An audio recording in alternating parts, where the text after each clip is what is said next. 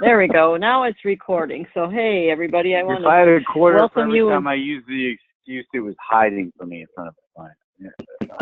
Is that like the dog ate my homework? Yeah, I got a lot of those. Oh, yeah. But don't yeah, you but I want to thank. But hey, so as I'm recording this, I'm going to put my introduction in. So I'm going to say thank you all for attending the Superior Thread Rolling Company training call. And Mike, I'm going to just let you explain about the group, and then we'll move right into it. Okay. I had to get it off mute first. Okay, so everybody, I want to introduce you to Jack Herbert. I met Jack because he took a VOR on Lee's Enterprise, a case we all know from the Trust. And Jack has a unique way of controlling costs, medical costs for the plans for employers by employing an underlying HRA. And it's kind of a self-funding, an almost self-funded plan, but he's going to explain it. So we talked, and we talked about all the things that we do and our new solutions that we offer. And Jack and I found a lot of alignment with the things that he needs and the things that we provide. So the things that we're talking about are enrollment services, voluntary benefits, Ben admin system, kind of the Ben admin in a box concept that we use. So we've got a couple of cases that we've taken recently. The first one that we're going to do for Jack is this one, Superior Thread. Superior Thread, you guys, for those of you that don't know, was a client of ours in 12 and 13. But the owner never did like the idea of voluntary benefits. And at the end of the second year in 2013, he canceled our plan. That was political.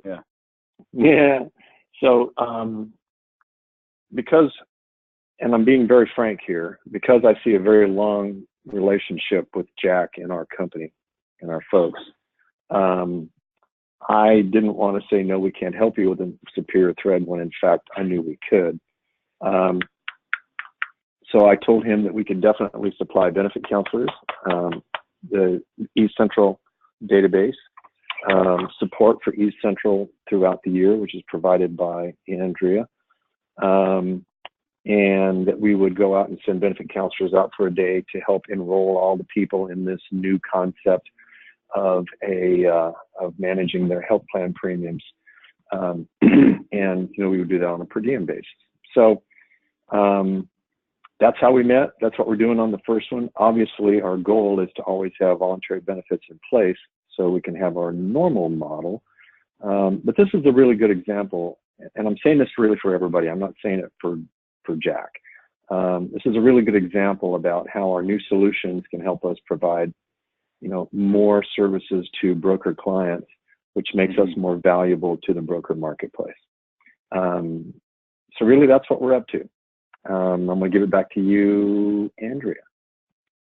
Yes, and like Mike said, this is on eCentral, and the former broker was using eCentral with the client, and they gave the database over to Essential Benefits. So now it's on the Essential Benefits eCentral venue, as you can see here. So I've been working on building the case, and but Rigo and Rodney, you won't be going in as enhanced enroller. So you would have received an email from eCentral today on Superior Thread. You're going to have to set up a login and password just for Superior Thread, because since there's not Colonial products, I can't sync you up as enhanced enrollers. So you will just go in, and I'll send you, like we used to do, I'll send you a login and password report for all the employees, so that you'll be able to pull up the employees when they sit down with you to go through their benefits. The dental, basically the dental and the vision and the FSA plans, they were already on this platform. They enrolled in them before. The plans are continuing. So we'll go through the plans later, but everything is on the eCentral system, and they have the Anthem and the Kaiser plan that are utilizing the HRA, and Yeah. I'm going to let Jack go through those plan designs. So that's what we'll probably go through in just a minute here. The group is in Arleta, and Monica is the contact that will be there. But Jack, you said you were going to be there on Monday as well, correct? Yeah, I'm going to get there at 6:30 a.m. just so that if anybody beats me there, you know, there I am with, well, if I have time, you know, coffee and snacks or something. But it's a dreary place to sit out there for a half an hour and wait for one of them to show up. So I'm going to get there early. So Rodney and Rigo, if you want to get there at 6:30 as well, then you can meet with Jack, and you guys can all go in and do yourselves a favor and get there like 2 minutes before 7. Yeah, I know you can kind of set up. I'm just trying to say it's basically just going to be people on the plant floor. The management team kind of rolls in a little bit later. There'll be 2 of them there. It will be Tom Mundy's wife, April, and Monica Montiel, Montiel. I keep pronouncing it Montiel, and she keeps agreeing with that pronunciation, so I guess I'm getting it right. Those 2, Monica Montiel is like the HR payroll. April Mundy is the wife of the owner, Tom Mundy. She calls herself the director of HR.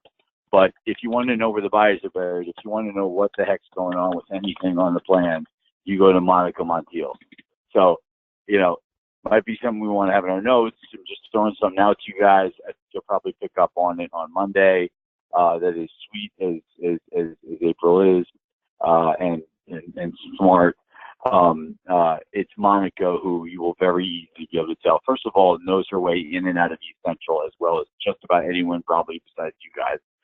And then, I mean, I watched her. I know enough to know you know, who knows what they're doing. And I just kind of watched over her shoulder as we messed with it a little bit. And I was like, oh, okay, we got a good one. So, which hasn't been the case on a couple other cases I've had. So, yeah, so Monica's the go-to. She'll be there. And we're all really dying to get this done in one day. I feel like I just hopefully we can. Keep going. Go ahead. I'm sorry. But hopefully we can, because you both are there. There's about 75 employees, I think, that they have somewhere around there. Yeah, and not more than I think 67 enrolling. Okay, and then you're going to sit with all of them to enroll them in their medical, dental, vision, and I should put and FSA. Jack was there yesterday. Is that correct, Jack? Then you went over all these this new plan option with the medical with all the employees. Such a blur. What's today? Thursday? Yeah. Actually, I was there Tuesday. Tuesday. Okay, but yeah. I got MachineWorks Mike yesterday. I didn't get the paperwork till today, but that's where I was yesterday. But yeah, so Tuesday. Nice. Yeah. So that's some business. But yeah, I was out there Tuesday and it went remarkably well. I mean, you've always got, you know, you get 2 or 3 knuckles. It's like my grandpa used to say, open your door and, you know, throw a quarter out the door and you're going to hit an a-hole, you know.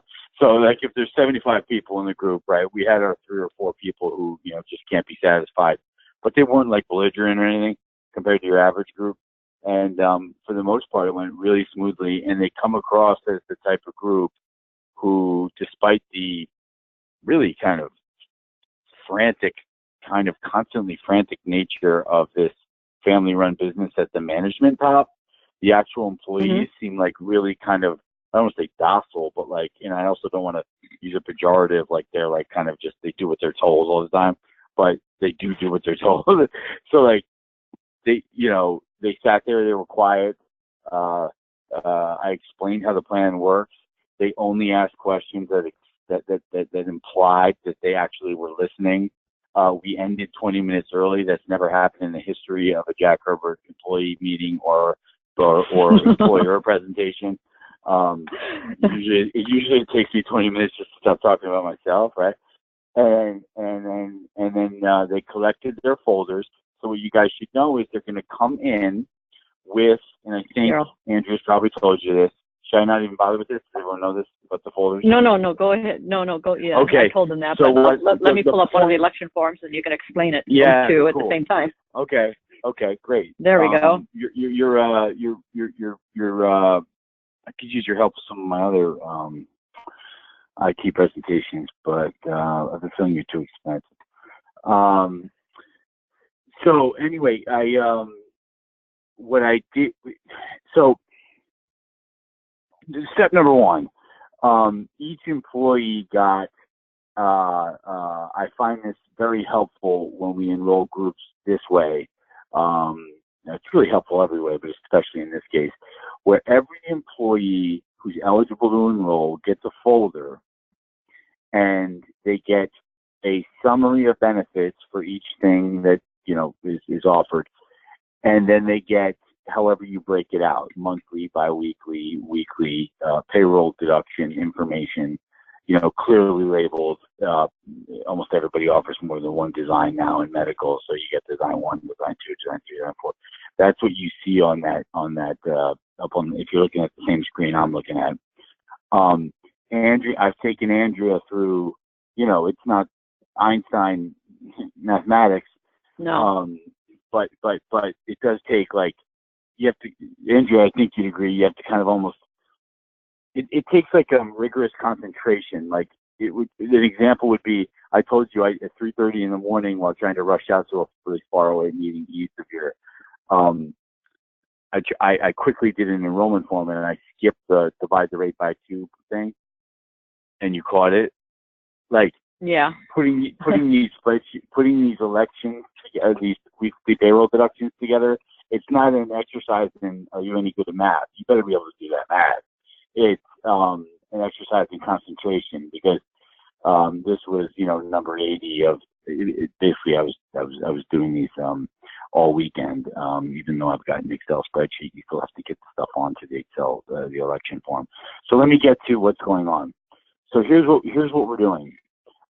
Like Andrea said, what we've got here is a medical portion, a dental portion, and a vision portion. The dental is a DHMO and a DPPO. It's fully insured. It's on a 2-year rate pass. So the rates aren't changing. The benefits aren't changing. And I got 0 questions about dental after the presentation 2 days ago. And I imagine that it would be something like, 1, 2, 3 people that make any sort of change other than to just check the box that they're already enrolled into that. Same thing for IMED. I begged for a question and couldn't get one out of them. So we've been on those plans for a few years. They're happy with them. The IMED plan is now on a 48-month rate hold. So I don't see those plans going anywhere because they've expressed happiness with them. Now, the medical plan is a complete overhaul. So what, from a 10,000 foot view, and then I'll narrow it down, what I have made a living doing since 2003,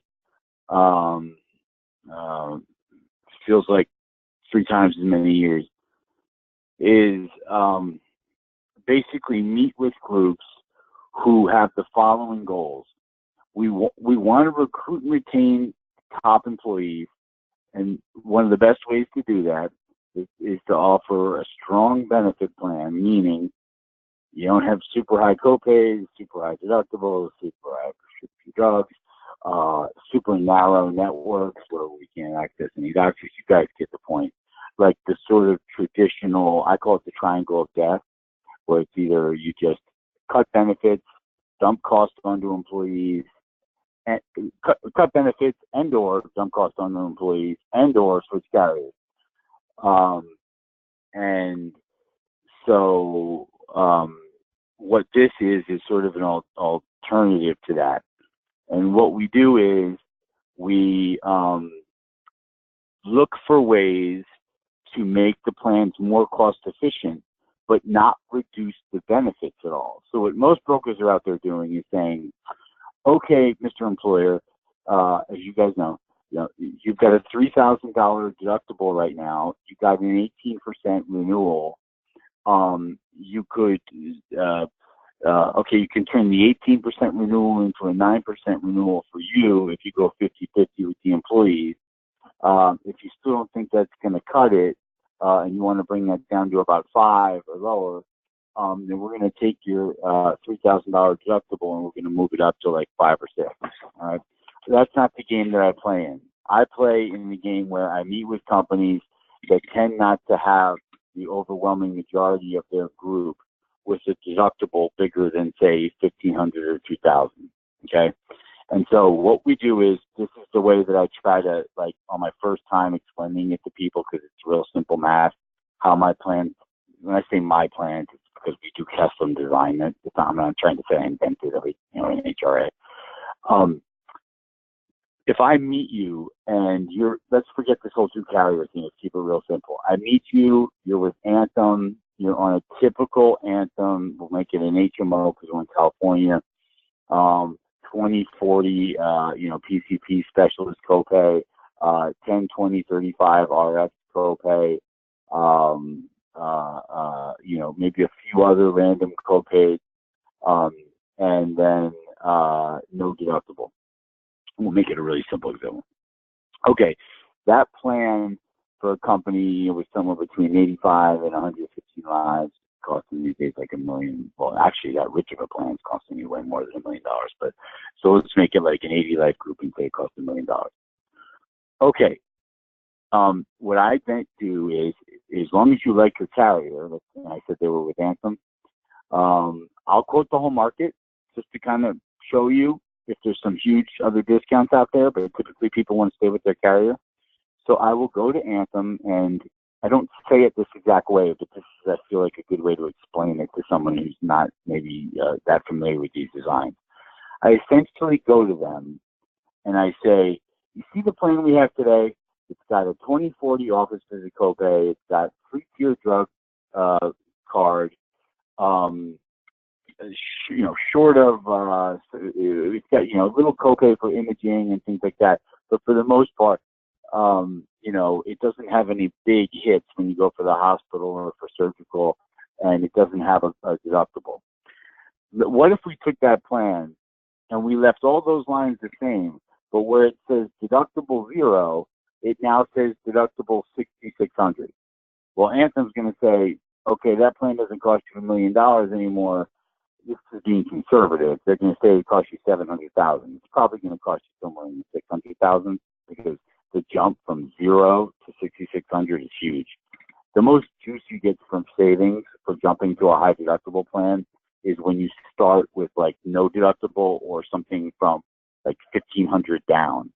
Like, you don't save a lot in premium discount when you move from a $4,000 deductible to a $6,000 deductible, but you save a what load if you move from a no deductible to a $4,000 deductible.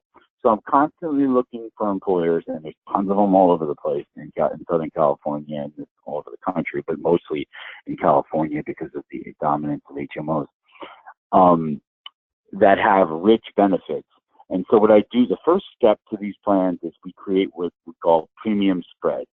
So the premium spread here is you were paying $1 million, and now you're paying $700,000 for a high deductible plan. Well, I just saved you $300,000, but anybody off the street could save you, with an insurance license, could save you $300,000. They just bought you less benefits. What we're trying to do, what we do, is recreate underneath the deductible the benefits necessary to meet or exceed whatever the benefits you had before you got started with us. So to use a simple example, there's a benefit summary that's up right now.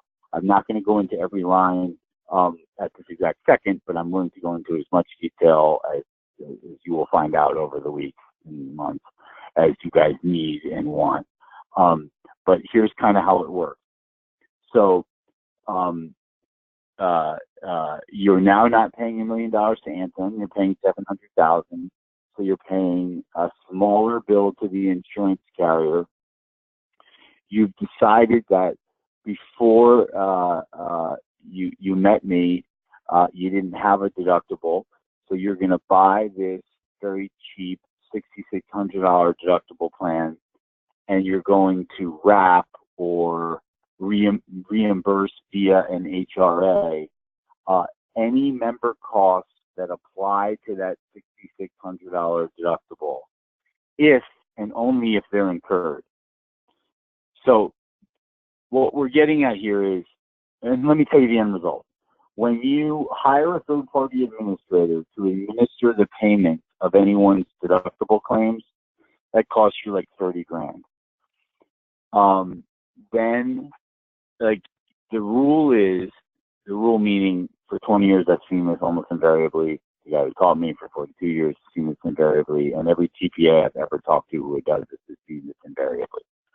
That whatever you save when you move to a high deductible plan, if you offer to reimburse pretty much everything underneath the deductible, you can leave a little room. Like you could leave $1,000 deductible on a $6,600 deductible. But in this example, we're going to say that we're going to pay the whole $6,600. Whenever you do that, you end up giving back half of what you saved in HRA reimbursements. In other words, payments for claims underneath the deductible. You all know over the deductible, once you exceed co-insurance, you get maxed out of pocket, and the insurance carrier pays for all of it. So at the end of the day, what I'm doing for a living is going around and turning. So what just happened there? I just built a plan where any employee at the company, including any of their dependents, should they have a claim that applies to a $6,600 deductible, doesn't pay $1, which is the same thing as not having a deductible, right? Except my plan, like I said, you give back half of what you've saved. So you saved $300,000 by moving to a high deductible plan, and when you add the claims and admin back, it'll be roughly $150,000, or half of what you saved. Meaning that your new plan will be $850,000, not $1 million. Now, if you really want to get wonky about it, the reality is that rule is just a really cheap rule. Like the easy way to say it. You usually don't give back half of what you saved. So if you save $300,000 in premium, you tend to give back more in like the 125 range. So you would have saved a little more.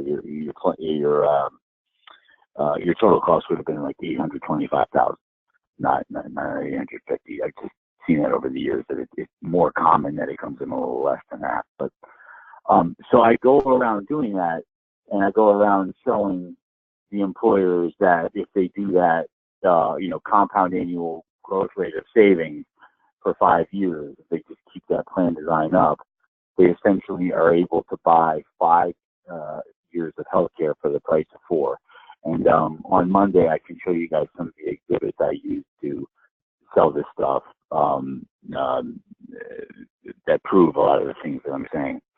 So that's the mechanics of like the plan. I don't know how great a job I did there because I'm thinking ahead right now to the conversation we need to have about how claims are calculated. But before we do that, does anyone? And by the way, everything I just explained on the Anthem plan, it works exactly the same on the Kaiser plan, except I'll just real quickly touch upon one difference. On the Anthem plan, you get a new Anthem card that, of course, says you have this big $6,600 deductible. But you also get a second ID card from EDIS, the TPA, which shows that you don't actually owe any of the deductible. And it shows a bunch of other things, explaining that all you owe is what it say, a $25 copay, and it just lists the benefits that you actually owe, and it makes it very clear that if anyone at the doctor's office has a question about what's going on with this plan, which is very rare, if it was common, my phone doesn't stop ringing for all sorts of reasons. This isn't one of them. So most employers know what this is, because at open enrollment, I'm going to teach all the employees that what it's technically called is a secondary payer in HRA, and Medicare is a secondary payer. But in the event that a member ends up in a doctor's office, and that doctor's like, I don't know what's up with the second ID card. All they have to do is flip the second ID card over. EDIS has a sort of a member helpline, hotline. When anyone from the doctor's office, from the doctor down to the person who was hired yesterday to answer the phone, if they call that hotline, I've been out here since 2010, and I've advised people to do what I just said, and to date, we're going on 9 years now, and thousands of covered lives. I've never had anyone say they called that hotline and not have their problem solved right away, at least with regard to that problem. So who's the name of the company that's administering the second card then? You said UPA? Employer-driven insurance solutions or services. I might have that wrong, solutions or services. And the reason I have it wrong is because everyone just knows them now as EDIS, I should say. I call them EDIS. So it's EDIS, okay. E.I.S. Yeah, if you, online, if you want to look them up, it's employerdriven.com. So it's employer-driven insurance services or solutions, I forget. But going forward, like working with me, and probably we'll all develop shorthand together, like it says EDIS on the card, it says EDIS all over their materials. Everyone just calls it EDIS. So. Okay. Yep. And then, so just real quick, with Kaiser, Kaiser is the other half. Well, no, Kaiser is like 75% in terms of enrollees here, maybe more, maybe close to 80%. But they're the other half of the medical. The difference is you don't carry a second member ID card that says EDIS on it, and there's a specific reason for that.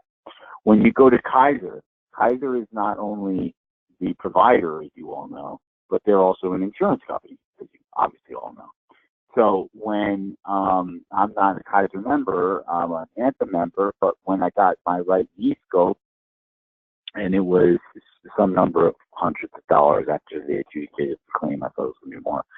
But and I had nothing on my deductible for the year. If I was a Kaiser member, I would go downstairs. Let's just say it's a modest claim.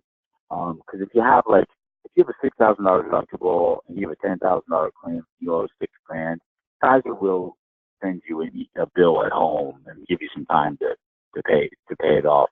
But the overwhelming majority of claims that are going on in Kaiser are not heart attacks in a given year. They're all sorts of little bumps and bruises and all the things that go on inside the Kaiser.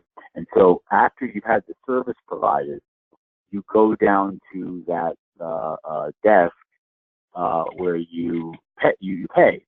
And so what you have to do is, just like with Anthem, you have to carry 2 ID cards, except in this case, you carry a Kaiser ID card that has a $6,000 deductible labeled on it.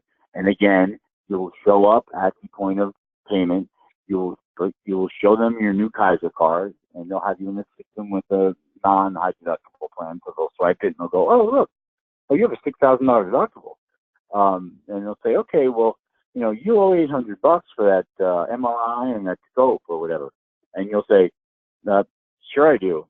And you'll reach in your pocket and you'll pull out the Benny card, which is a debit card, MasterCard, which pulls directly out of a bank account that the employer sets up using a small portion of that $300,000 in savings that they got by moving to the high deductible plan.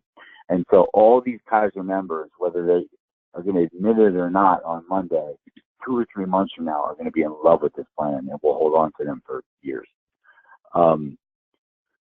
Because basically all they do is show up at Kaiser, and as long as they bring both ID cards, they just go downstairs, swipe their debit card, and move on with their life. And that's because the debit card that comes with Kaiser is a smart card, but it's not a, it may not be a member of Mensa card. And what I mean by that is it's smart enough to know, that it can only be used to pay for medical and pharmaceutical claims at a Kaiser facility. But I can't tell the card, member owes the first 1,000, employer picks up the last 4,000. The card can just be loaded with a certain amount of money, and basically you know, if your first bill is $50, you swipe it for $50. If your next bill is for 4,000, you swipe it for 4,000. And if you pick the plan design where Thatcher, Superior Thread Roll, you can tell me cases of that going on like that. Superior Thread Roll is on design 4. They are using the debit card to pay for $5,000 of the $6,000 deductible. You will simply keep swiping that card until you hit 5,000, and then you owe the difference between 5,000 and 6,000, and then you've hit the deductible. And then, as everyone on this call knows, there's a for plan designs that have deductibles as high as 6,000 or 6,600, because the Affordable Care Act caps the max out of pocket in the $7,000 range. There's only a small corridor of co-insurance above the deductible. So Andrew's doing a great job of scrolling on the screen as I'm fumbling through this. What I'm saying is, so if someone picks the design 4 where there's a $6,000 deductible, and then the Benny card pays for 5,000. Once the Benny card is used up, the member owes the 1,000. Then they owe $650 of co-insurance, if and only if they actually have more claims. And then once they've paid that, they've hit their max out of pocket. So that's how the max out of pocket for this individual is only $1,650. Currently, their Kaiser plans have max out of pockets of like $7,000, $8,000. You know what they look like on these sorts of plans. So the story for the group is, if you're willing to put up with this new funky design, which you won't think is so funky and so crazy a year from now, but you will for the first 60 days.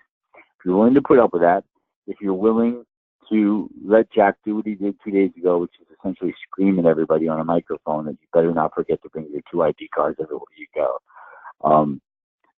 Sometime when we have more time, I'll talk to you guys about, and I may send out an email that gets sent out throughout the company, where I talk to people about what to do if you forget your second ID card, because I have a workaround for it. So that's the Anthem plan. That's the Kaiser plan. The overwhelming majority of the group is with Kaiser. So when they saw what the payroll deductions were, I don't want to go down a whole tangent about why they seem more attractive for certain designs than others. Eventually, we'll all get there together, and possibly on Monday, I'll show you how it's a little funky. We're gonna, I think, go through some of it maybe today, but I can pull that. With that, I said I can pull that up if you want. Go ahead. Yeah. I'm just reading all of the people, who involved in enrollment. I just want you to know, I think that you're gonna get really used to enrolling Kaiser members. And if I had to bet lunch on which design, it's going to be design 4, because design 3, the Benny card pays $3,000 of a $6,000 deductible, and design 4, the Benny card pays $5,000 of a $6,000 deductible. And if you go back to that where you just were, and you look at the weekly payroll deductions, I'd be willing to pay $3.40 more to get that $5,000 of coverage underneath the $6,000 deductible. With that said, it doesn't mean the way that we price these things are incorrectly, because if you know about the claims curve and you really know actuarial stuff and don't just like to use the word. I questioned Jack about this yesterday. Well, this doesn't seem right, Jack. and he went through it with me. So Andrea questioned me. She said, and she basically just said what I was just saying. She was like, man, design 4 looks a lot richer than design 3. You would think the weekly payroll deduction would be higher for design 4. And I just walked her through, that 5 to 7% of every group incurs more than $5,000 in claims in a year. Kaiser came out with a study that 85% of members, this is the other end of the curve, 85% of members don't incur more than $150 in claims a year. Anthem came out with a study a few years ago that said 85% of members don't spend more than $1,000 in claims a year. So what does that tell us? It tells us that they're at one end of the curve. If there's 100 employees on the XY axis, employee 100, employee 99, 98, 97, 96, 95.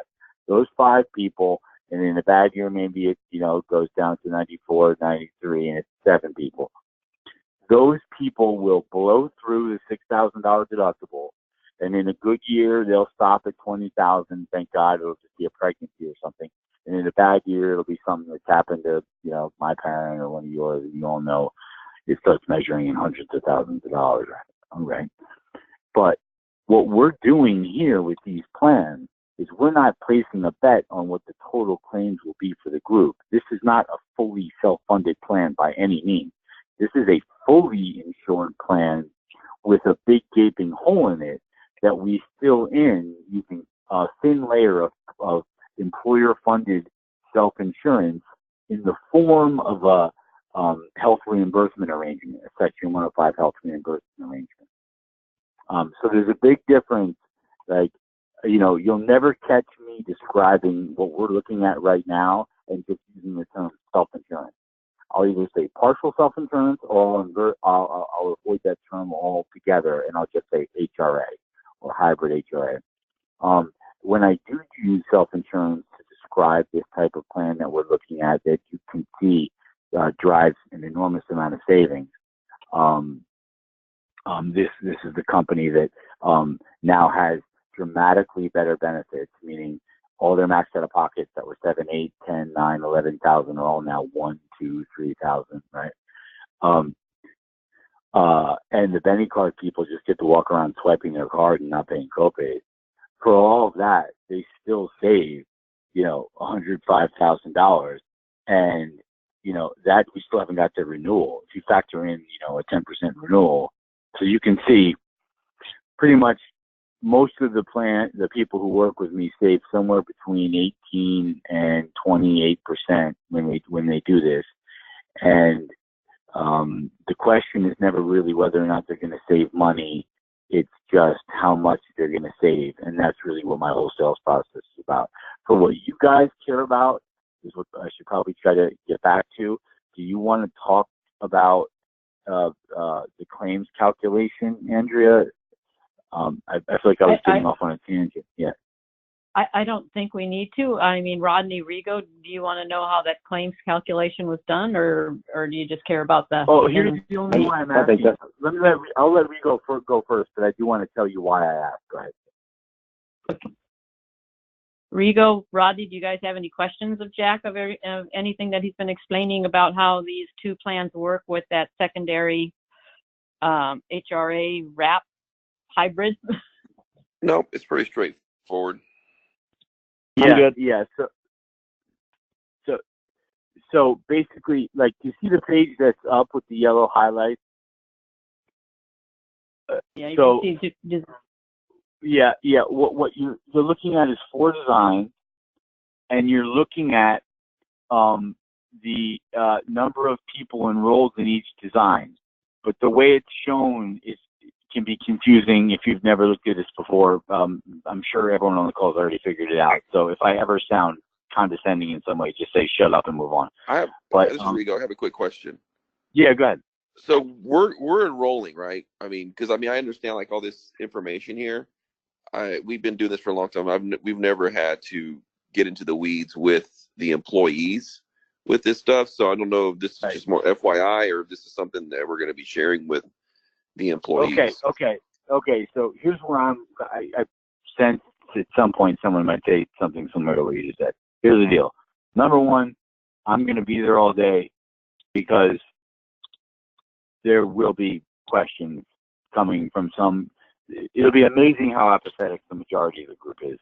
because I've already given them election forms. They're just going to check a box, walk up, and you guys are going to enroll them.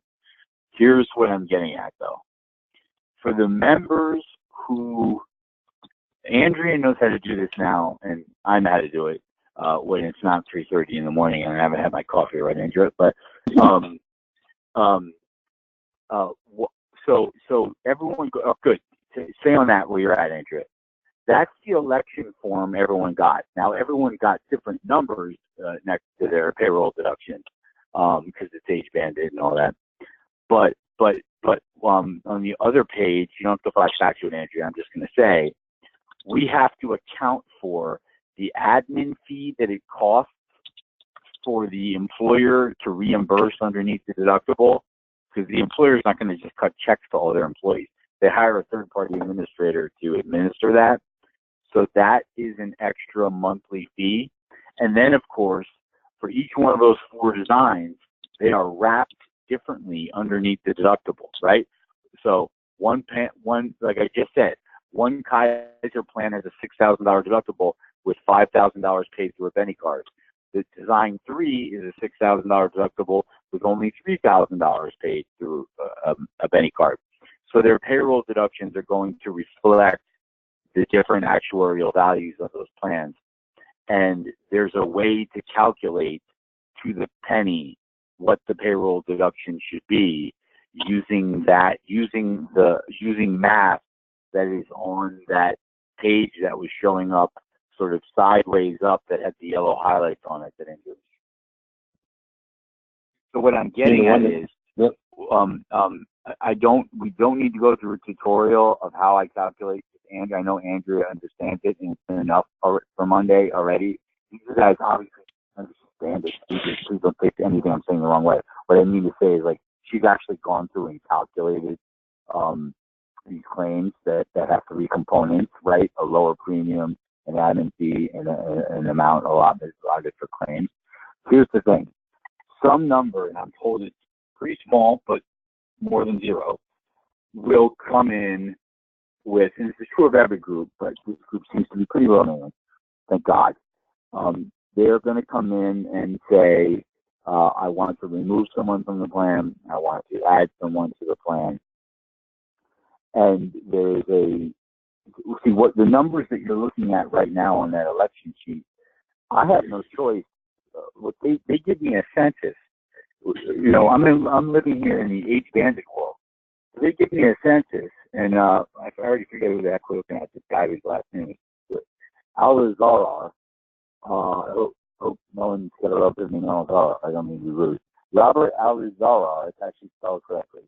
He is a 28-year-old gentleman who's single, and those are what the numbers are for him for those 4 different options. If he is to want to at open enrollment, or because he gets married in the middle of the year, because we know that the qualified events is allowed to actually add. But we need 2 days ago, I pounded them over the head with the whole qualifying event thing, like everyone does with open enrollment. But so whether it's on Monday or whether it's throughout the year, we have to use. See, I don't know how old his new wife is, right? So I can't right now create a 4-tier system on the election form for design 1, design 2, design 3, design 4. I can only figure out what the math is for what that person's enrollment status is now, right? Because I don't know if they're going to marry the 65-year-old on the age rate table or the 22-year-old. You know, we're in LA, you never know.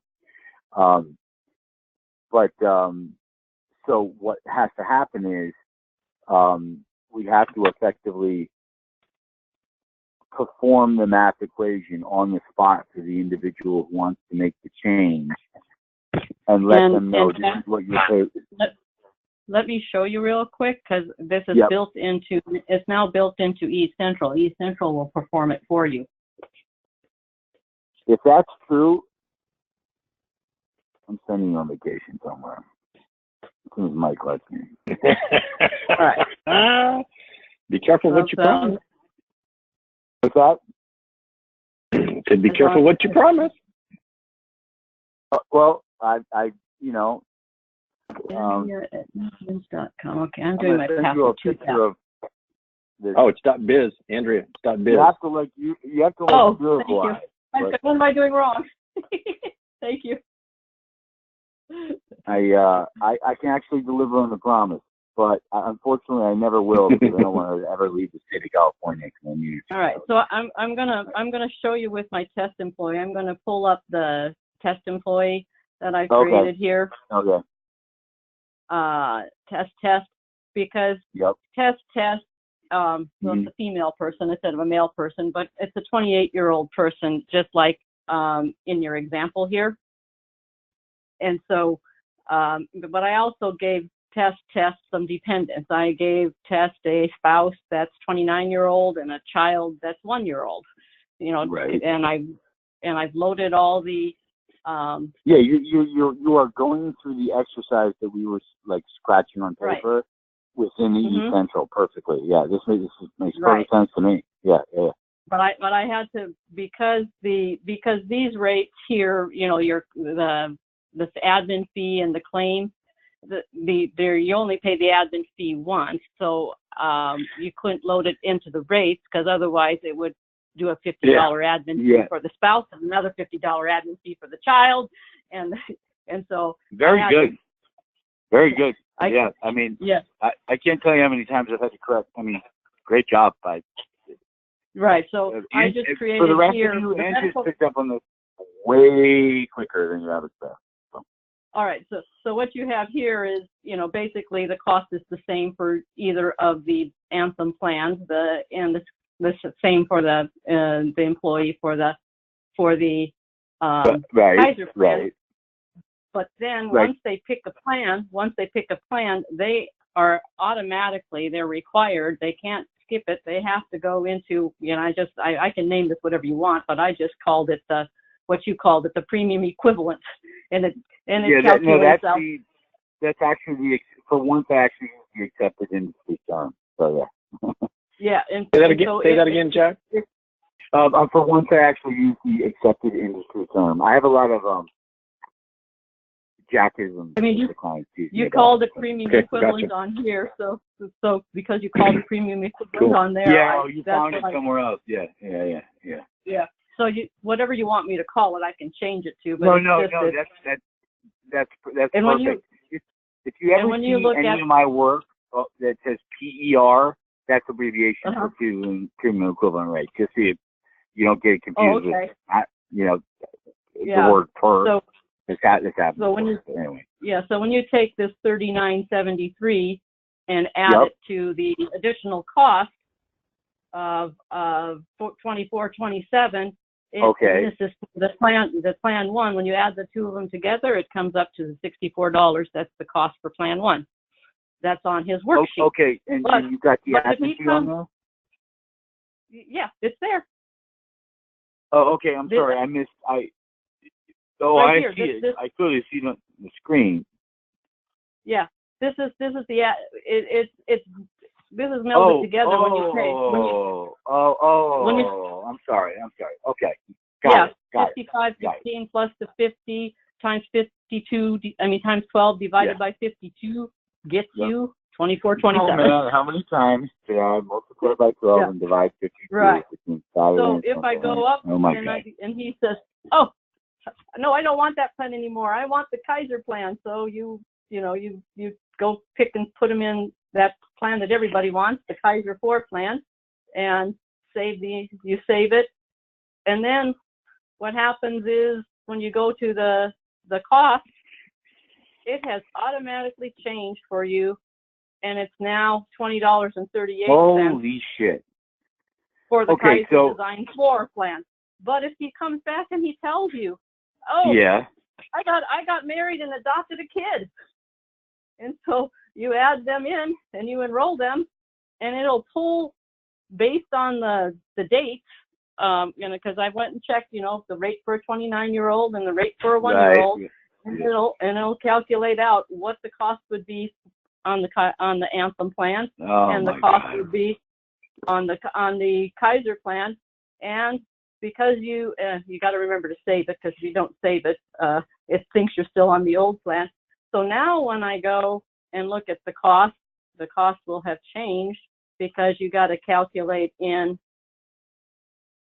because it's no longer what it was previously for that plan, because now you got to calculate in 8260, because the claims amount changed. So 8260 and $47 times times 12 divided by 52 is $29.91. And Yep. so when you add $29.91 to the amount here, $71.10, that comes up to all because I have my little sheets if you want to see them calculated out. The 29-year-old, it's because you told me that they pay 50% of the dependents as well, correct? So this is showing right. 50%. Yeah. That's right. That's right. 50% per week of the total amount for the 3 people. And because East Central is used to the age-banded rates, it will only charge for if they happen to have 5 kids, it's only going to charge them for 3 of the 5 kids. Because you only have, unless you end up with a 20, somebody that's over, not 25 yet, but the whole 26-year-old. East Central can figure for that. So now the system will do it for you now. So it's set up to. Well, can I ask you? Huh? Can I? Yesterday, I'm superstitious, so we're 95% of our way towards closing a plan that looks very similar to this in terms of the build out in East Central, and then that's like Monday next week, and then Thursday, Friday next week, a plan twice the size of that also looks very similar to this, and like the build out would be very similar. I'd be happy to give you the same inputs and stuff I've given you, but what you've shown me today is much further along than what I thought I might see. I imagine this being like a literally mad scramble until 3 a.m. on Sunday night, just because you work for the huge firms long enough, you find out there's an inverse relationship sometimes between efficiency. Anyway, what I'm saying is you've kind of built a template. Of course, it has to be tweaked and new inputs have to be put in, because when we design new plan designs, there's going to be different claims amounts, of course, and all that. Right, you get that. But like it'll turn into like there will be like 4 or 5 variables that we have to plug into our template. Obviously there's carrier, there's high deductible product, there's the age rate tables for that product, and then there's there's the monthly claims amount and the admin fee. So you can see here's where it's built. All the age banded rates are here for the Anthem Plan Design 1, and then I just copied it for Anthem Design 2. Contribution of course is easy to put in. You just put in 50%. The employer's paying 50% of everything, so that made it easy. Man, if I have been making more use of East Central, this is my first rodeo where I actually cared. The other 2, I had it done for me while I was out of town. But I would have a house, the house that I have in the desert, I would have filled with gold toilets, just like Mike McCary lives. I mean, I would be loaded. I mean, East Central fits my plan design model so well. I'm so excited about this. Yeah. I won't keep going on about it. I know everyone's got a million places to be and stuff to do. But I'm ecstatic. You just have to separate the 2 of them. You can't build them together. You have to do 2 separate plans. One with the medical, and then one with the with the premium cost. Right. But but like it's very clear how you did it, and I think it's going to. It'll be hard to make a mistake. Yeah, because what I did is it's enrolled bundled with the specific plan that it goes with, and it's down here. It's required to enroll. I don't know how that came off. I made it required to enroll for the employee dependents, so they cannot. It can't be skipped. So it's part of the plan. Putting, that it automatically pulls up, and if they enrolled their employee, it will only show the employee cost. If they enrolled their whole family, then it will show, the 2 in 1, the 2 or more costs that it would be, because the claims amount changes. So yeah, they're built in here. So I would just, use the employee sheets, to add 2 numbers together, double check that if it's a penny off, it has to do with rounding, because sometimes right, of course, rounded yeah, a little bit differently. I but caught a couple of those. Yeah. Most of the time, I never caught anything by more than a penny. Yeah. Yeah. So yeah, and that's usually what it is. If there is a mistake, it's more than likely because there shouldn't be, because I double checked everything. But when I'm building, I thought you were going to say it because I touched something. No. But when you're building these age-banded rates, yeah, hopefully your eyes didn't cross and you put the wrong number. Oh no, I know. I went and double checked everything though. I double checked everything and everything. I went down the screen once I finished typing them. Yeah. If I had thought to ask you what your rate area was, the East Central can auto-populate from their library, because East Central has a library of Anthem rates and a library of.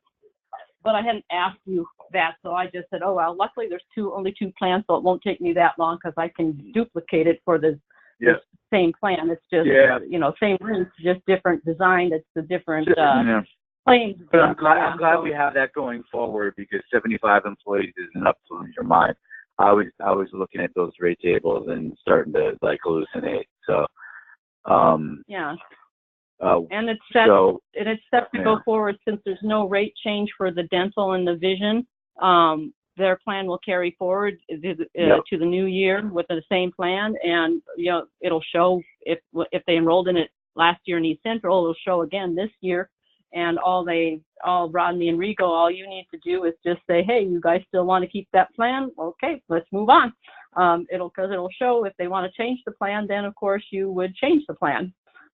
If they have dependents that aren't in the system that they didn't have last year, you'll have to add the dependents. Everything is still here from the from enrollment, and it looks like they've been adding new hires in throughout the year. So most of the employees should be here. If you come across an employee that's not in the system, I've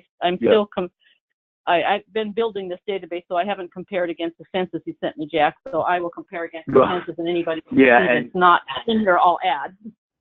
I know there's nothing more annoying than when someone passes the buck, but I got a census to quote this to sell it like 2.5 months ago, and I've seen 3 versions of censuses since then.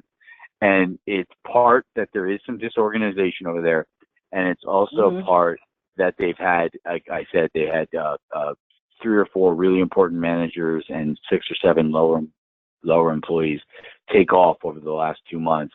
They've refilled some of them, but anyway, there's been some chaos there. Yeah.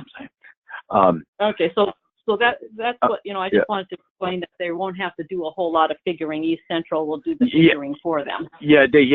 So great. That's what I love. That's why I wanted to at least end this part of the conversation with. I definitely think we can get this done in one day, because the way I see it built out now, plus the fact they've had 6 days to put some thought into their elections.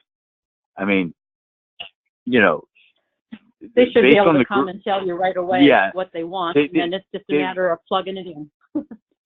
They were a group that I've had groups where the employers don't give a damn about anything. They hand out the election forms and they say, stick around for an hour, let's go have lunch, we'll come back, and then everyone has to have their enrollment form checked, and they just hand it in, and they don't put any thought. So what I'm saying is these guys were like that easygoing. So I just have a feeling like, we're only going to deal with, and enough people will be there who know seems like you don't need a damn second of help from me, Andrea, frankly, but I'll be there anyway. Well, you got two of the best guys there, Rigo and Rodney. They're very experienced benefit counselors, and they. I'm not. I don't mean to keep. Yes. I don't mean to be proud. Telling one person they're great and not telling people. All I know is I just met Andrea a few days ago, and I don't think that there's any rocket science going on with anything I'm doing with the plan design. I don't know why everybody else isn't doing it because I'm just wild. Sense to me, if I got that little card that swipes and I don't have to pay anything, I'd like that second card. It's just also it's just, I mean, you can take broker record letters away from other brokers that are at like the largest firms in the world. It's unbelievable. One of these days it's going to run out. Yeah. Hopefully I'm one of your peeps now. Yeah. Well, so anyway, I'm just really happy to see that based off of the, it was only 72 hours ago that I had no clue if you and I were even going to be able to connect on this, meaning like be on the same page. We are far past that point. And then now you're telling me, I see Rigo on here. I see Patrick, that, if they're anything like you, for once in my life, maybe I should use my mouth and my ears in the right proportion on Monday and just sit back and watch an operation run. Funny. So listen, the main thing I want to get to though is Rigo and Rodney, because these guys have to be incredibly beyond comfortable understanding. Why do I not and see Rodney on the? I'm sorry, Rodney's on the call. I'm looking on the thing. Yeah. Okay. So good. Is there a Patrick on the call? Yeah, yes, Patrick's my Patrick's assistant. in Mike's office. Oh, okay. I'm sorry, guys. I'm just getting the lay of the land with you guys, and I just want to make sure I understand who everyone is. Thanks. Yeah, no worries. But that truly is, what we need to not leave this call without, and that is making sure that Rodney feels comfortable, Rigo feels comfortable, that they can sit down, answer questions, and navigate through the process. I mean, Andrea, you've done a fabulous job of getting this organized on East Central. Thank you. But these guys are going to be in the hot seat. So Rigo and Rodney, so don't hold back.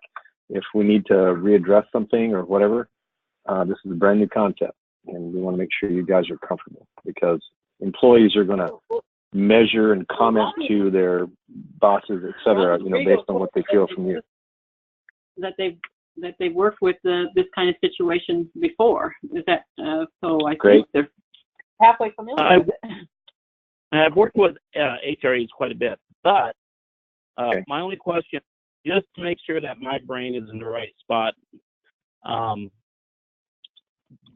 So if they have the $6,000 deductible, they get a $5,000 card. Once your $5,000 is out, it depends what plan they choose. So plan right. 3 with Just tied give me in. Yeah. I'm hearing people talk over each other. I do this exclusively for 20 years. So if you want to ask me the question, I'm just going to tell you, like, I can give you a really good answer, and then everyone else can chime in, because I'd like to answer the question, given I designed the plan, and I just want to make sure. Yeah, go ahead and please ask the question, because you're saying you dealt with HRAs a lot, and I don't want to be annoying. That's like a red flag to me, because most people who deal with HRAs aren't doing these HRAs. They're doing HRAs that usually are administered by the carrier. They're like a carrier product, or they're done a different way that I won't go off on right now. So I'm just saying, some experience with HRAs doesn't so much help with what we're doing here, but maybe it will. So please, what's your question? okay, I'll keep it short and sweet. What happens when the card runs out?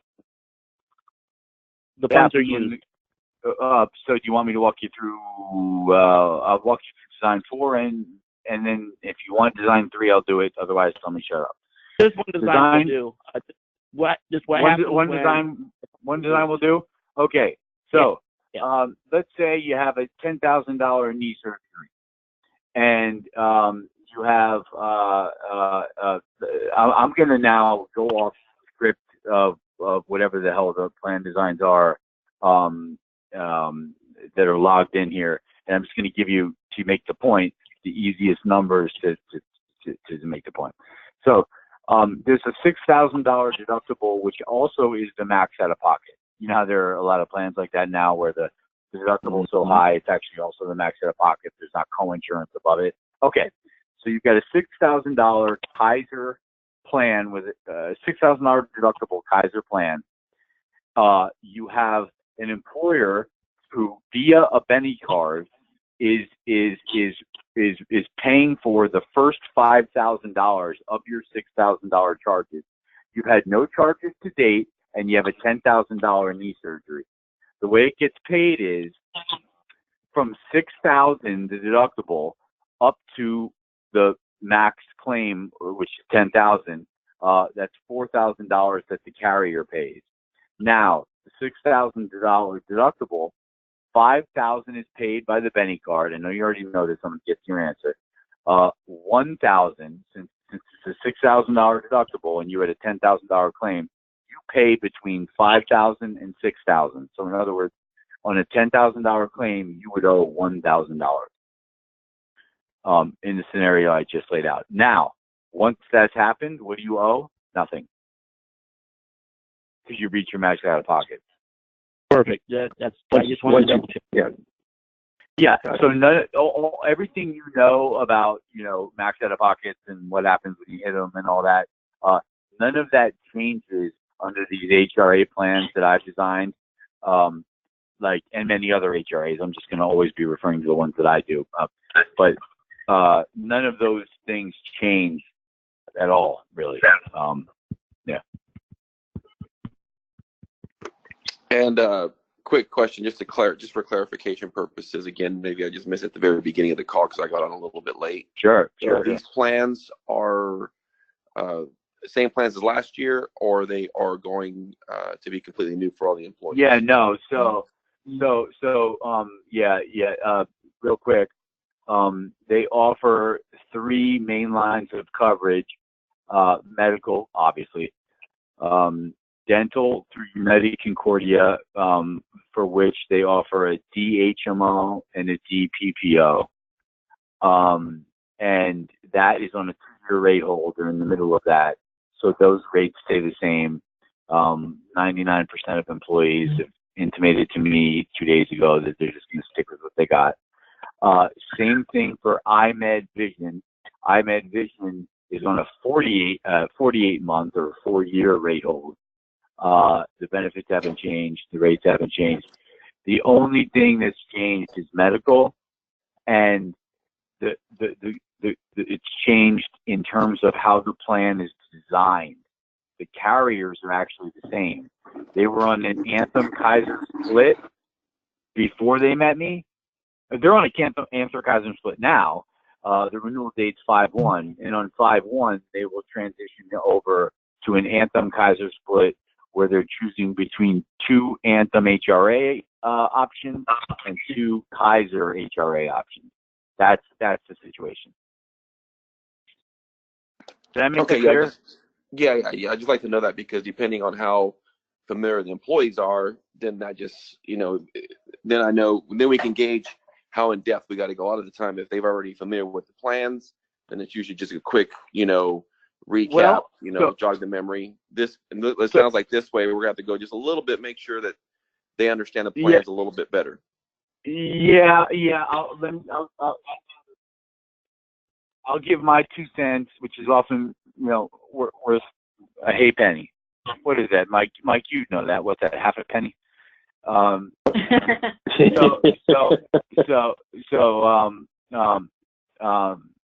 getting too old to make those kind of jokes. So don't use the word old around me, will you?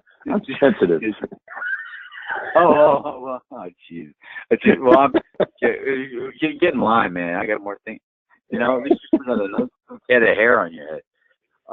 What do you see Uncle Fester who shows up tomorrow on Monday, guys? I didn't win this plan on looks. But anyway,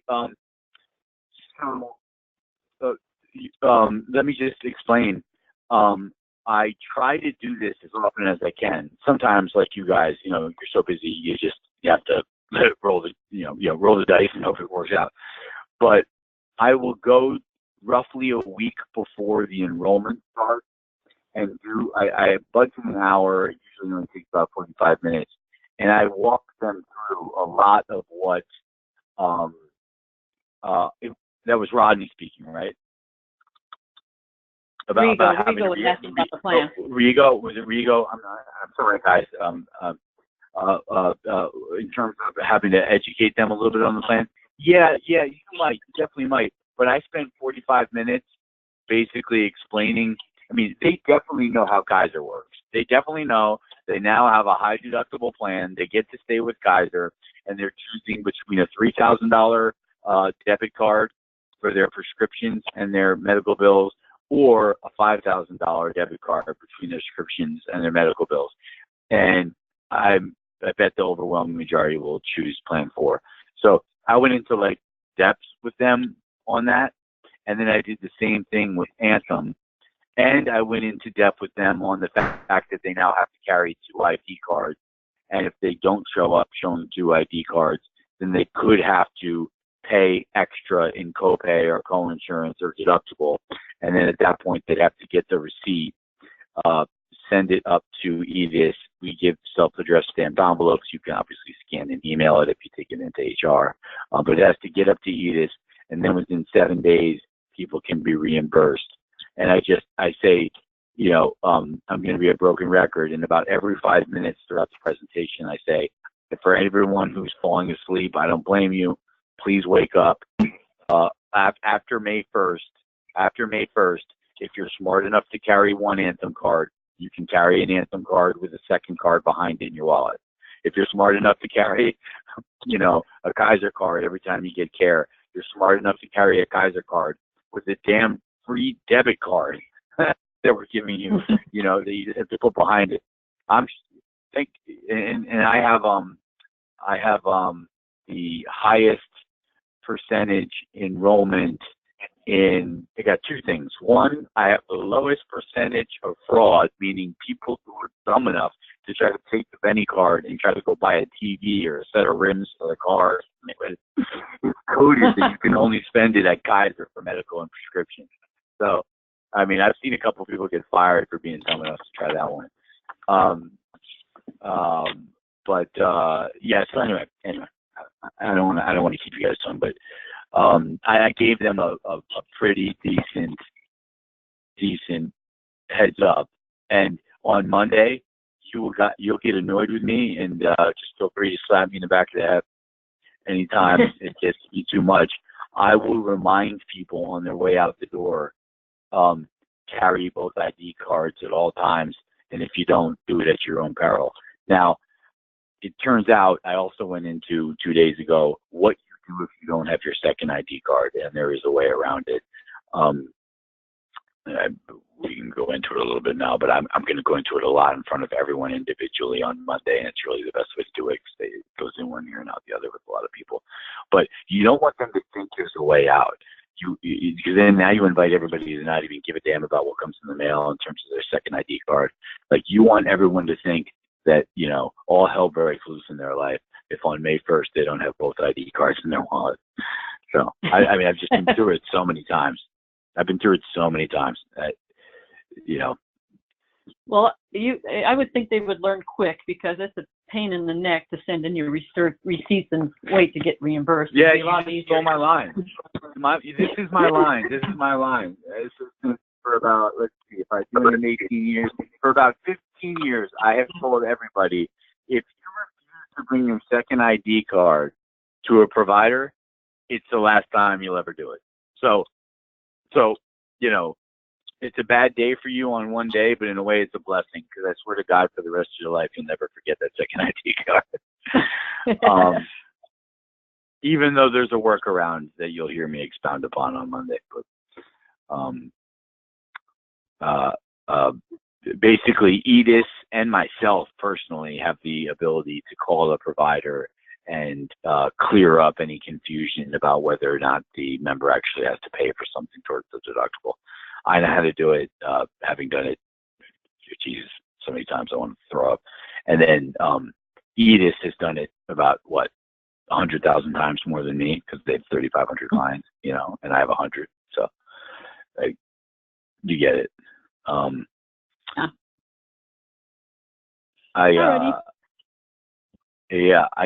You got me all excited that how well East Central was put together here. So I hope I didn't just babble on and talk too much. Does anyone have questions? No. We like to have everything explained clearly and thoroughly so that we understand. And so, Rodney Rigo, before we wrap up the call, do you have any? Well, I was explaining. No one said anything about clearly and thoroughly. Come on, Jack. Thank you. Yes. Good. But if we're all there together.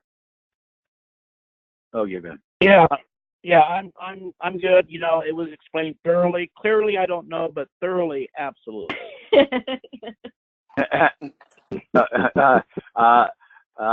I understand what that was, and we'll try to keep it friendly for the rest of the call.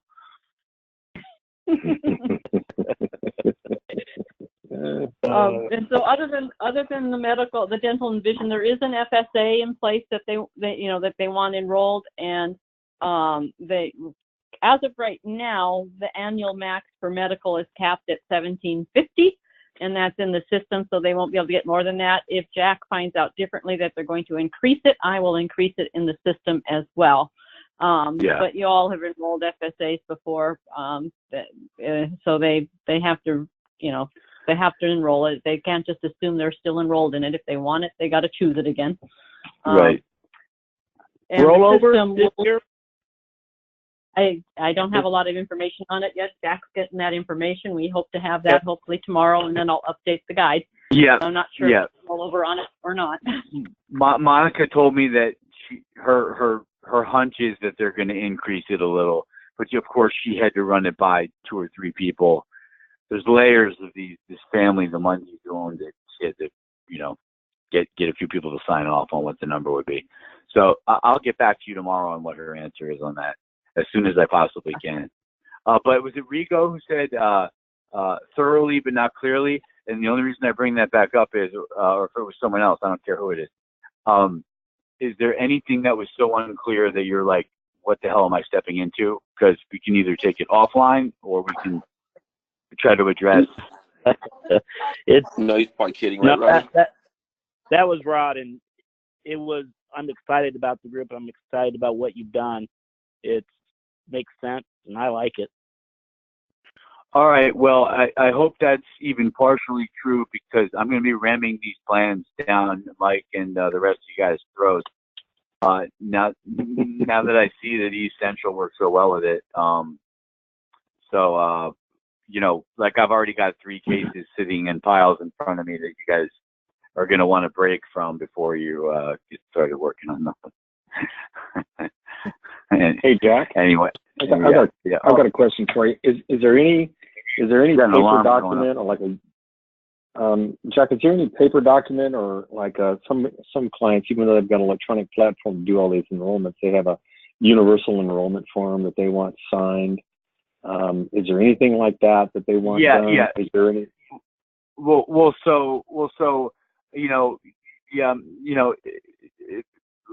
So I designed, because of the nature of these plans and the variability of the medical when you're dealing with under 100 life groups, the composites, right?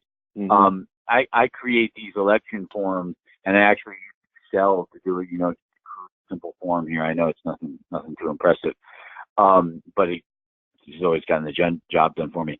That's all they require. They require it signed twice, so that the employer keeps a copy. So right now, Andrea has up Robert Alazarar, the 28-year-old new hire at STR. You're looking at an unprinted out version of his election form, of which he received 2. He'll sign 1 and keep it for himself. The employer will sign 1. He'll sign 2 and date 2. He'll keep 1. The employer will keep 1, and the employer wants to make sure they don't run into any issues throughout the year, because they have about 5% of their group that comes in the middle of every year and demands that I didn't choose that plan. I chose another plan. How could you say that? Mm-hmm. You know? Yeah, good. Okay. Yeah, and we're all over that, because we take 2 of these things, or something similar, and we have the employee sign 1 and date it, and the second one we give to the employee. They don't need to sign it because it's theirs, but the signed one goes back to the employer so they can combat that. Hey, I didn't sign up for this. Yeah, right. Is this your signature? Yeah. Yeah. So yeah, you will collect the second form of this form, and then East Central will, East Central captures their digital signature as well on the enrollment summary for East Central. You can print one of those out for the employee as well, and then I will batch print them and give a copy to Jack as well as a copy to Monica, so that they have the enrollment summaries from East Central as well. And East Central will also populate the enrollment forms for Anthem and Kaiser, et cetera. Okay. Mike was just referring to a form that is an output of your efforts on East Central. No, well, yes, it is. But don't get, you don't have to get Ben Admin centric on this. What I was referring to is what you're doing, we're very familiar with, because whether it's on Harmony, Colonial Case, or in East Central or Employee Navigator, when we get to some of these blue collar demographics, we know that. So, for example, one of the recommendations I've got for you. So, Andrea, if you don't mind, scroll to the top of this page. It's on here right now. Oh, it's actually right there. On line 17, it says weekly payroll deduction. One of the things that I'd recommend is that we also, in addition to the employee signing it, is that we have the employee circle weekly payroll deduction, those 3 words, and then they initial and date right below it. So it's the same date as their signature down below. So when they come back, we've had it happen so many times. Well, that guy told me that's how much it was. You're so funny. So this is so funny. I don't know how many of you guys will actually get along with me. Actually, really get to know me. But so far, I can tell you we'll get along, because do you know that there was at one point an asterisk next to that? It didn't have, all it said was circle and initial. And it was about 4 o'clock. It was 4 o'clock in the morning on Saturday morning, and I went, you know what, fuck this. This hasn't burned me once yet. Pardon my language. And I see at the bottom, I started to run out of space. And you know how you can get in formatting hell where you make one move, and before you know it, it's not 4 a.m. It's 7:30 in the morning, and you're still in the same damn form. And I took it out. But so like, I couldn't agree more with what you're saying. That's a suggestion I've actually done myself. That's how much we've had the same experiences with these manufacturing companies. So we can do that on the spot on Monday. Okay. So Rodney and Andrew, you can include that in the enrollment guide. And Rodney, I'm going to update the guide and resend. Okay, great. And then great. So Rodney and Brigo, if you guys will you've done this a billion times, just have them circle it and initial it, and that's the copy along with the signature, and that's the one that goes to HR. Yeah, we'll stop. Tom Mundy, the owner, the Mundys will like that, because they don't trust any of these employees. And really quick, those forms are going to be already on site and provided, right? They have Jack said that he passed out a folder to the employees, and they have copies of it. Okay, just making sure. Yeah. It's printed out. The numbers and the writing all fit a little nicer than the way it looks right now on the Excel sheet. But the point is, they get they get 2 copies of that. They got that 2 days ago. Yeah. So they're going to be walking in the room with a folder with their name on it, with a summary of benefits for all 4 medical designs, both dental designs, the 1 vision design, and the election form. They're all going to be walking in with that. So a great many of them will walk in with everything checked off, and they'll literally just sit down and tell you who they are, enroll, and move on. Okay, good. And so each employee probably won't take that long, since they will hopefully, since they've had, when they come on Monday, they'll have had most of this week. They'll have the weekend. They should have talked everything over with their spouse. They should come and sit down and say, I know what I want. That was my plan. Well, and since this is medical, dental, vision, FSA, it should go quick for each employee. I agree. I figured they have us from 7 to 3:30, which is 8.5 hours. 8 times 60 is 480. Like, so 8 hours is roughly 500 minutes. What's 500 divided by 7?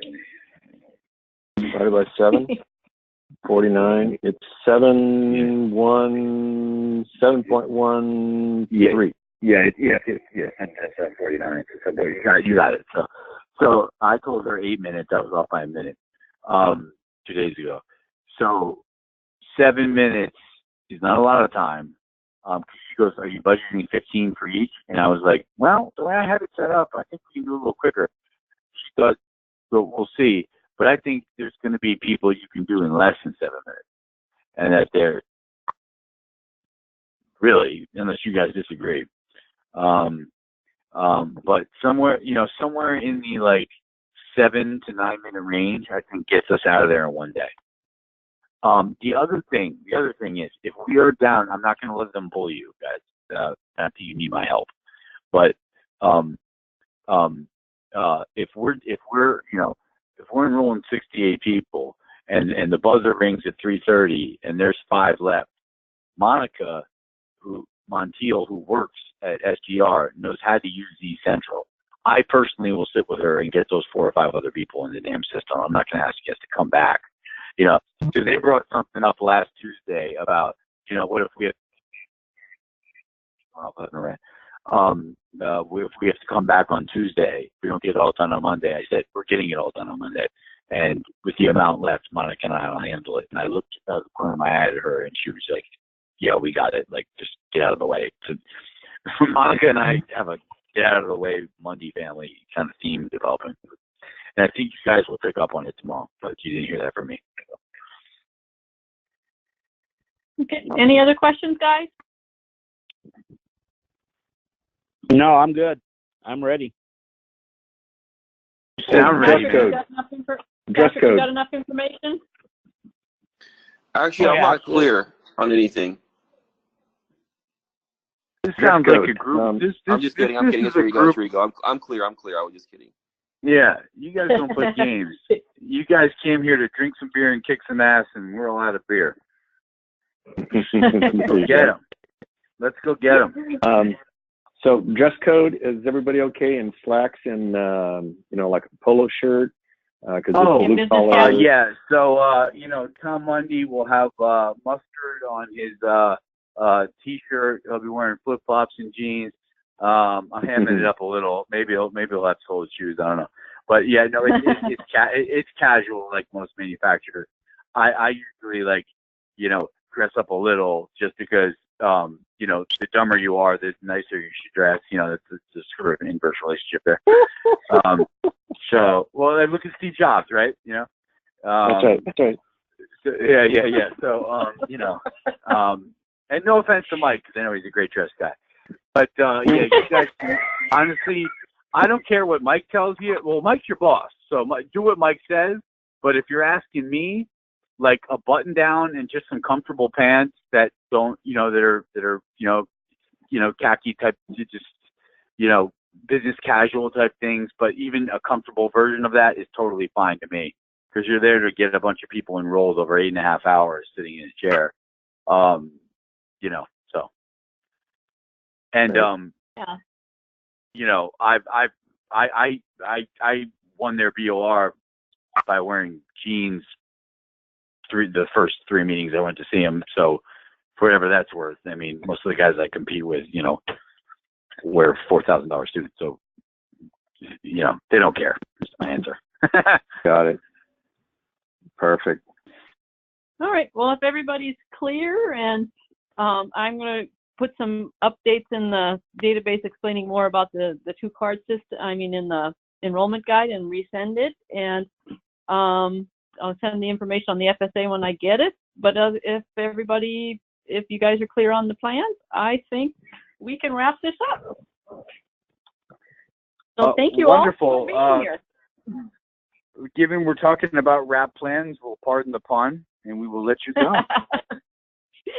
Yeah, sorry, wasn't that clever? Have a great day. Well, guys, yeah. You, Andrew, and everyone else, you know where to find me. I'm at my desk all day tomorrow, too. Okay, so if anything comes up, right? All right. Thank you so much, I'll Jack. be there 6:30 on Monday. Yeah. No, thank you so much. Thank you so much.